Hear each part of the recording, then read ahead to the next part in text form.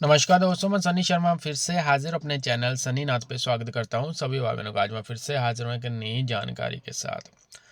नवरात्रि के आखिर वाले दिन कलश का क्या करना होता है, केतरी का क्या करना होता है, किस प्रकार से उसका प्रयोग लेना है और कहाँ कहाँ पे आपने जो है कौन कौन सी सामग्री का जो है विसर्जन करना होता है, कौन सी सामग्री आपने अपने घर में रखनी होती है जो कि माता रानी के आशीर्वाद स्वरूप ही आपको ही ग्रहण करनी होती है, जो आप अपने घर में रख सकते हो।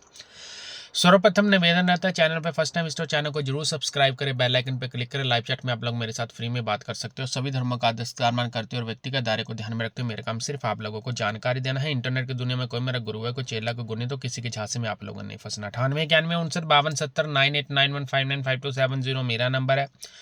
याद रखना, हर एक व्यक्ति को अगर कोई साधना सिद्धि करनी है, किसी भी व्यक्ति को, और हर एक मंत्र का आप लोग जाप करना चाहते हो, तो उसके लिए आपको जो है गुरु की आवश्यकता है। गुरु दीक्षा के बिना आपने साधना सिद्धि पर नहीं चलना। मेरी सारी सर्विस पेड है, विवरण आप लोगों को डिस्क्रिप्शन बॉक्स में मिल जाएगा। Guru Gorakhnath YouTube channel, Sunninath YouTube channel, इनका ज्वाइन बटन जरूर ज्वाइन करें, सन्नीनाथ का खासकर।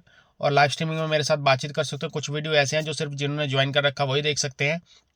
और आप लोग जो है बोलते हैं ना कि लाइव स्ट्रीमिंग में मेरे साथ बातचीत कर सकते हो। और सब्सक्राइब जरूर करें, मेरे फेसबुक पेज को भी लाइक करें, क्योंकि सारी स्ट्रीमिंग वहाँ पे आती है। लिंक सारे डिस्क्रिप्शन बॉक्स में दी, और डिस्क्रिप्शन बॉक्स में सारी बोलते हैं ना हिंदी में डिस्क्रिप्शन लिखी गई, उसको अच्छे से पढ़ ले, कहाँ पे चार्जेस लगते हैं, और वीडियो को अच्छे से देख ले, समझ ले क्यों लगते हैं।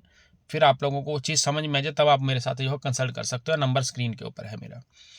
नवरात्रि के आखिर दिन आपने कलश का क्या करना होता है। कलश में जो आपने जल रखा होता है, पहली बात मैं आपको बता दूं कि उसी में माता रानी का आशीर्वाद और स्वरूप माना जाता है, क्योंकि उसमें कुछ सामग्री एवं व्यंजन डाले होते हैं। आपने आपने सिर्फ जल का छिट्टा अपने घर में देना होता है। आपकी जो दहलीज होती है, आप अपने जो बोलते हैं ना कि मुख्य द्वार होता है, वहाँ से लेकर आप जो है उसका छट्टा देते हुए आपने अपने सभी घर के जो कमरे होते हैं, आपकी छत होती है, वहाँ पे छट्टा दे देना। याद रखना, उस पानी का छट्टा आपने जो है वो वॉशरूम यानी कि बाथरूम में नहीं देना है आपने, बाकी सब जगह दे देना। बाकी जो शेष जल बचता है वो आपके घर में अगर तुलसी माता का पौधा, वहाँ पे भी डाल सकते हो आप सूर्य को भी दे सकते हो, अथवा आप उस जल को, वो बोलते हैं ना कि अगर किसी व्यक्ति के ऊपर किसी प्रकार का दुख तकलीफ संकट रहता है, खासकर आपको लगता है कि उसके ओरियन नेगेटिव है, तो वो उससे स्नान भी कर सकता है, यानी कि थोड़ा सा जल उसमें डाल सकता है। उस जल को आप जो है इकट्ठा करके रख सकते हो, किसी बॉटल में स्टोर कर लिया, हल्का हल्का डालकर आप जो है नहा सकते हो उससे, तो भी कोई दिक्कत उससे या तकलीफ उससे नहीं होगी। अन्यथा आप उसको सूर्य को भी है जो डाल सकते हो, यानी कि सूर्य को आप जो है अर्पित कर सकते हो, किसी पेड़ पौधे में भी डाल सकते हो जिसकी आप सेवा करते हो। अब दूसरी ओर बात करते हैं, जो कलश के ऊपर जो बोलता है नारियल रखा होता है, जो जो बाकी शेष सामग्री होती है, उसको आपने जल प्रवाही करना होता है, ठीक है ना।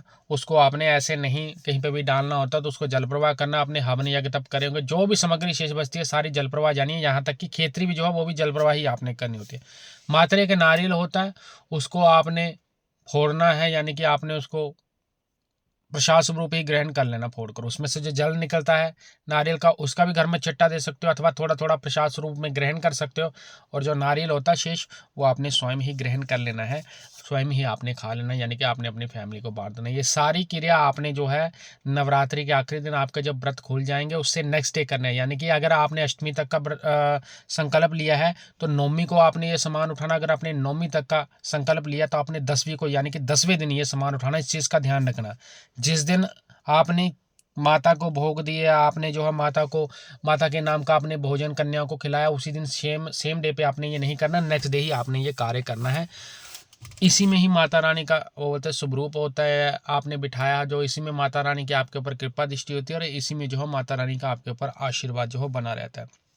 जो भी लोग साधना सिद्धि में बैठे हुए हैं, जो कर्म कर रहे हैं, मंत्र जाप कर रहे हैं, उन लोगों के लिए ये वीडियो वो होता है कारगर सिद्ध होगा।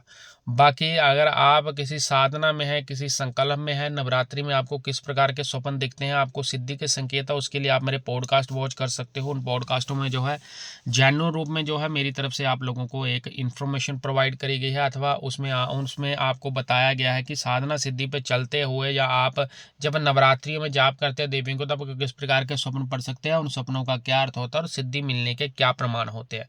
तो वो पॉडकास्ट आप जरूर देख लेना, क्योंकि सारे पॉडकास्टों की जो लिस्ट है वो आप लोगों को मेरे बोलते हैं ना कि आप पॉडकास्ट की जो लिस्ट है वो आप लोगों को इसी चैनल पे मिल जाएगी।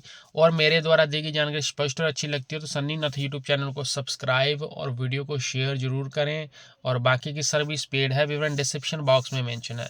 जाते जाते एक बात कहना चाहता हूँ पब्लिक से, डॉक्टरी ट्रीटमेंट डॉक्टर के पास है, तो डॉक्टरी ट्रीटमेंट अगर किसी को ज़रूरत है, उसकी आवश्यकता है, तो पहले प्रायोरिटी उनको दे, बाद में आप मंत्रों पे आएँ। हवन यज्ञ तप जो है वो बाद की बातचीत रहती है। अगर किसी व्यक्ति को सिम्टम्स लगते हैं कि ऐसे मेरे ऊपर नेगेटिव विटी के या नेगेटिव मेरे ऊपर सिम्टम्स है, तो आप अपने लिए हवन यज्ञ तप करवा सकते। दवाई अपना काम करती है, दवा अपना काम करती है। दवाई और दवा दोनों जब मिल जाते हैं तो आप लोगों को जो उसके रिजल्ट है वो आपको और भी ज़्यादा बेटर मिलते हैं। होप्स हो मेरी तरह की जानकारी इन्फॉर्मेशन अच्छी लगी हो तो आदेश आदेश जय गुरु गोरखनाथ, और चैनल को सब्सक्राइब, वीडियो को शेयर जरूर करें।